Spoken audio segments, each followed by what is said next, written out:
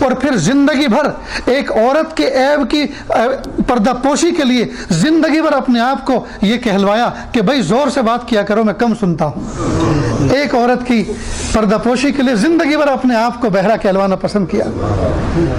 ہائے ہائے قربان جائیں ان پر، کیسے کیسی مثالیں قائم کر کے گئے میرے بھائیوں. اور ہم ہیں کہ لوگوں کی عیب جوئی کرتے ہیں، تلاش کرتے ہیں، کریدتے ہیں.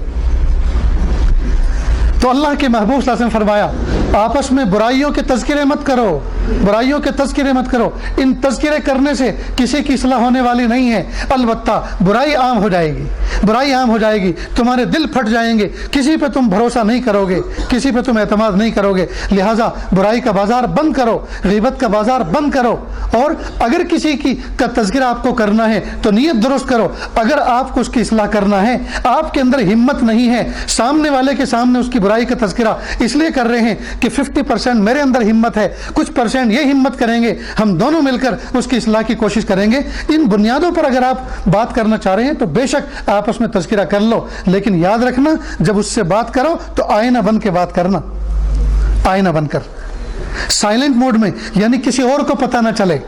اور جب اصلاح اس کی ہو چکی ہو یا بات کہہ چکے اصلاح کی تو اس کے تذکرے کسی اور کے سامنے نہ کریں کہ فلاں کی اصلاح ہم کر کے آئے، فلاں کی ہم اصلاح کر کے آئے. سمجھ رہے ہیں دوستو؟ یہ ہے اللہ کے محبوب صلی اللہ علیہ وسلم کا انداز. محبوب صلی اللہ علیہ وسلم نے اس طرح سے امت کی اصلاح فرمائی. جس معاشرے کے اندر ہر آدمی دوسرے سے خوش گمان رہے، ہر آدمی دوسرے کی غیبت نہ سنے، وہ دل سونے کے دل ہوں گے کہ نہیں ہوں گے؟ اس محلوں میں اور شہروں میں اور بستی میں رہنے والے انسانوں کے چہروں پہ رونق ہوگی کہ نہیں ہوگی؟ ان کے پاس بیٹھنے کو دل کرے گا کہ نہیں کرے گا؟ لہٰذا دوستو اصول بناؤ، اپنے بیڈ روم کے اندر، اپنی نشست گاہوں کے اندر بہترین کسی کمپوزر سے، کسی کمپیوٹر سے لکھنے والے کسی کاتب سے لکھواؤ کہ جو موجود نہیں اس کی بات نہیں، جو موجود نہیں اس کی بات نہیں. اللہ دیکھ رہے ہیں، اللہ سن رہے ہیں، پیارے اللہ میری طرف متوجہ ہیں، پیارے رب دیکھ رہا، پیارا رب دیکھ رہا ہے. جی اس قسم کے جملے جو تذکیری جملے ہوتے ہیں، جن کے ذریعے سے انسان کو ڈیٹیکٹ ہوتا ہے کہ مجھے کرنا کیا ہے، میں کر کے آ رہا ہوں، لکھواؤ خبردار اللہ دیکھ رہا ہے. یعنی باخبر رہو اللہ دیکھ رہا ہے، خبردار اللہ سن رہا ہے. اللہ اکبر کبیرہ. ایک بہت اہم بات وہ یہ کہ ہم جب کسی سے گفتگو کرتے ہیں تو دل توڑنے والی، جب کسی سے کوئی اصلاح کی بات کرتے ہیں تو دلوں کو پھاڑ دینے والی، سب کے سامنے انسلٹ کر دینے والی، رسوا کر دینے والی. محبوب صلی اللہ علیہ وسلم نے ہمیں گفتگو کا طریقہ بتایا کہ ہم کس طرح سے گفتگو کریں. حسن اخلاق کے ساتھ بات کریں، نرم لہجے کے اندر بات کریں، نرم لہجے کے اندر بات کریں، مثبت انداز سے بات کریں. بات کرنے کی دو اسٹائل ہیں، دو طریقے ہیں، ایک ہے مثبت، ایک ہے منفی، ایک ہے نیگیٹو، ایک ہے پوزیٹیو. نیگیٹو انداز کیا ہے گفتگو کرنے کا؟ مثلا بھری مسجد میں ایک بزرگوار کھڑے ہوئے، اب ایک نوجوان نے کہا اے لڑکے ادھر آ. اب میں کاش کہ آپ کی زبان میں بات کر پاتا، اس لیے میں اپنی اسٹائل میں بات کرتا ہوں، جس علاقے میں اردو بولنے والے جہاں جس اسٹائل میں بات کرتے ہیں. اے لڑکے ادھر آ. بھری مسجد میں بزرگوار بلا رہے ہیں کس کو؟ ایک نوجوان لڑکے کو، کہہ رہے ادھر آ. وہ آیا. کس کا بیٹا ہے تو؟ کہ فلاں کا. تیرے باپ نے تجھے کچھ سکھایا کہ نہیں؟ کچھ دین سمجھایا کہ نہیں؟ دیکھ تیرا پاجامہ ٹخنوں سے نیچے ہے، یہ جھاڑو دے رہا ہے. اللہ قیامت کے دن ایسے شخص کی طرف نظر رحمت سے دیکھیں گے بھی نہیں. یہ منع ہے، حرام ہے یہ. اب وہ لڑکا سن رہا ہے، سب کے سامنے ذلیل ہو گیا، سب کے سامنے اس کا دل ٹوٹ گیا، انسلٹ ہو گئی. اب وہ وہاں سے گیا، باہر جا کے جوتے پہنے، سوچے اے مسجد السلام علیکم، اب کبھی تیرے اندر نماز پڑھنے نہیں آؤں گا.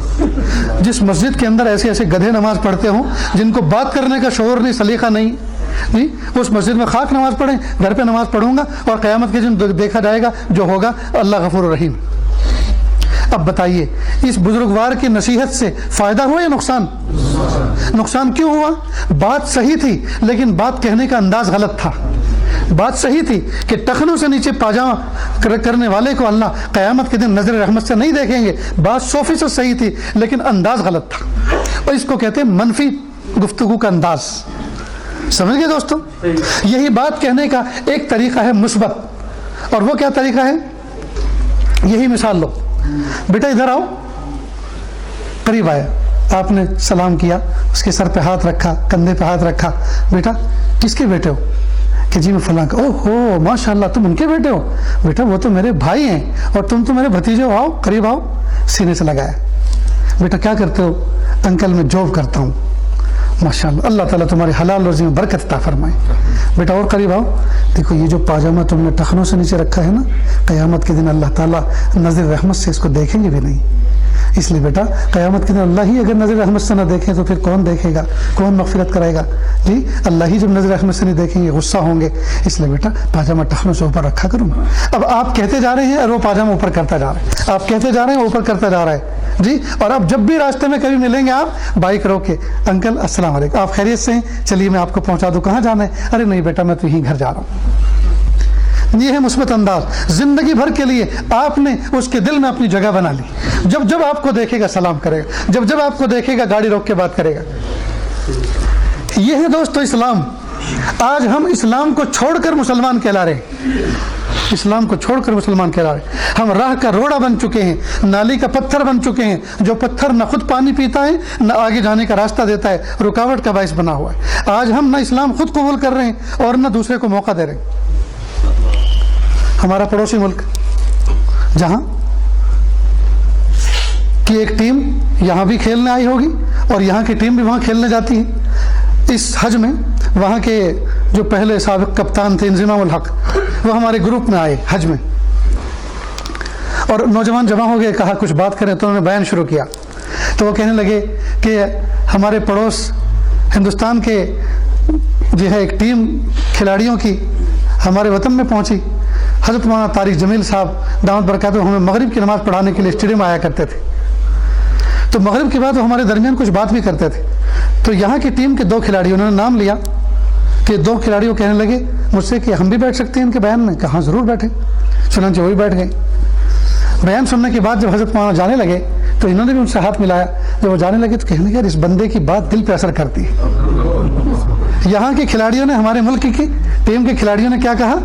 حضرت مولانا طارق جمیل صاحب کی اشارہ کر کے اس بندے کی بات دل پہ اثر کرتی ہے. تو انضمام کہنے لگے کہ پھر اسلام قبول کر لو, پھر کیا کلمہ پڑھ لو.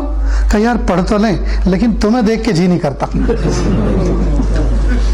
یہ بات بڑے درد کے ساتھ انضمام نے کہی تھی. انہوں نے کہا کہ یار پڑھ تو لیں کلمہ, ہم مسلمان بن تو جائیں, لیکن پھر تمہارے جیسا بننا پڑے گا, تمہیں دیکھ کے جی نہیں کرتا.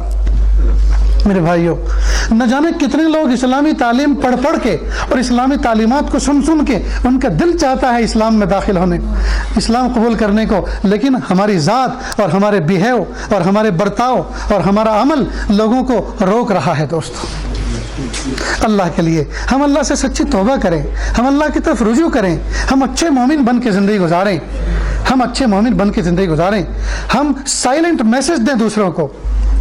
میں تو جی وطن میں کہا کرتا ہوں بھائی روزانہ غسل کرو, اچھے کپڑے پہنو, بہترین خوشبو لگاؤ, اور اس میں نیت یہ ہو کہ پیارے اللہ میں جس وطن میں رہتا ہوں یہاں دوسرے مذہب کے لوگ بھی برادران وطن رہتے ہیں, پیارے اللہ میرے اس عمل سے ان کو سائلنٹ ایک دعوت جائے گی, سائلنٹ ایک میسج پاس ہوگا. کیا کہ یار میاں لوگ تو ہمیشہ صاف ستھرے رہتے ہیں, یہ تو لہکتے مہکتے رہتے ہیں, کتنا اچھا مذہب ہے ان کا جو ان کو صفائی ستھرائی کی تعلیم دیتا ہے. لیکن عجیب بات ہے دوستو, پیشاب کے بعد استنجا کرنے, ٹیشو پیپر استعمال کرنے یا پیشاب کے بعد پانی استعمال کرنے کا تصور سوائے مسلمانوں کے اس دنیا میں کسی قوم کے پاس نہیں. سب کے سب ناپاک, چاہے وہ کتنے چکنے چپڑے ہوں, چاہے کتنے لہکتے مہکتے ہوں, خوشبودار ہوں, چاہے کیسے بھی ہوں, چاہے وہ چھوٹے ہوں یا بڑے ہوں, لیکن سب کے سب پیشاب کے استنجے سے ناپاک ہوتے ہیں. اللہ پاک نے کتنا بہترین ہمیں نظام حیات دیا کہ ہم پیشاب کے قطرات کے بعد ہم پانی بہا کر اٹھیں. تو یہ پاکیزگی کی اعلیٰ مثال ہے کہ نہیں ہے؟ لیکن افسوس کی بات ہے دنیا کی پاکیزہ ترین قوم اپنے دین کو کھلے دھلے انداز سے آج پیش نہیں کر پا رہی. کیوں؟ اس لیے کہ اور بہت سارے زندگی کے پہلو گڑبڑ ہو چکے. اس لیے میرے بھائیوں ہم اللہ سے مانگیں کہ پیارے اللہ حضور پاک صلی اللہ علیہ وسلم کی روشن تعلیمات جو ہیں ان پر ہمیں عمل کرنے کی توفیق عطا فرمائے.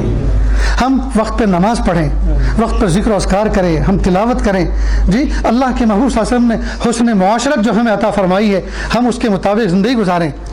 آج بہت سارے لوگ مسجد میں صف اول میں نماز پڑھتے ہیں، داڑھی میں ماشاء اللہ جی، چہرے پہ سنت کا نور سجا ہوا ہے، سر پہ ٹوپی رکھی ہوئی ہے جی، شرعی لباس پہنے ہوئے ہیں، اسلامی تقاضوں کو پورا کرنے والا لباس بھی موجود ہے، سب کچھ موجود ہے، لیکن یہی آدمی لمبی لمبی تسبیح پڑھنے کے باوجود، صف اول میں نماز پڑھنے کے باوجود گھر میں جاتا ہے تو ظالم بن کر رہتا ہے، بیوی پہ ظلم کرتا ہے، بچوں پہ ظلم کرتا ہے۔